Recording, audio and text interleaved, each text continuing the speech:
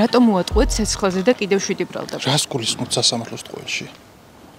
ბრალდებულებს უთხარით, რომ პროცესი აღარ ჩატარდებოდა. ისინი წაიყვანეს ციხეში და აბრუნეს და როდესაც ტელევიზორები ჩართეს, მაშინ ადამიანებმა გაიგეს, რომ პროცესი მათ გარეშე შედგა. რა მოხდა გითხარით?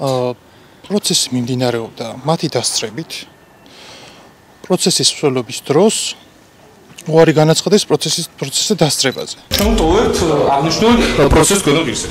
ბრალდებულებმა და მათმა ადვოკატებმა სხდომა პროტესტის ნიშნად ნამდვილად დატოვეს, რადგან ირაკლი ხუსკივაძე არ შეცვალა ის დარბაზი, სადაც სულ თქვა შეუძლებელი იყო. ესეც დასჯის მეთოდია. ერთ პატარა დარბაზში მოათავსო 8 პატიმარი და მათ პროცესზე სოლიდარობისთვის მისული 10-ობით მხარდამჭერი.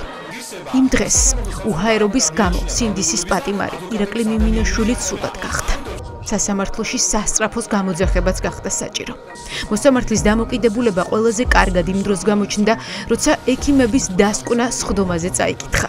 ხუსკივაძე გამოტოვა ის ადგილი, სადაც ეწერა, რომ პატიმრის ცუდად ყოფნის მიზეზი უჟანგბადობა იყო. სწორედ ამის გამო დატოვეს გაბრაზებულმა ადვოკატებმა და სინდისის პატიმრებმა სასამართლოს დარბაზი. მათ გარეშე ჩვენ სხდომა არ ჩაგვიტარებია. ხუსკივაძე თან ამბობს, რომ სხდომა ბრალდებულების გარეშე არ ჩაუტარებია, მაგრამ თან ამბობს, რომ განხილვა გაგრძელდა. სხდომა რომ ნამდვილად გაგრძელდა, ეს კადრები ადასტურებს. მოსამართლე ამ დღეს დარბაზში მყოფებს უთხრა, რომ ბრალდებულებმა საკუთარი სურვილით თქვეს უარი პროცესში მონაწილეობაზე. თუმცა ირკვევა, რომ ხუსკივაძემ მოიტყუა. სასამართლოდან პროტესტის ნიშნად გავედით. შეუძლებელი იყო იქ გაჩერება. ალბათ 40 წუთში დაგვაბრუნეს ციხეში. გვითხრეს, რომ სასამართლო გადაიდო. ისიც კი არ უთქვამთ, რომ სახაზინო ადვოკატი დამინიშნეს. ჩემი მხრიდან თანხმობა არ ყოფილა. სახაზინო ადვოკატიც ორდერის გარეშე შეუშვეს. მოსამართლე ხუსკივაძეს კიდევ ერთხელ ვეკითხებით, რატომ იტყუება.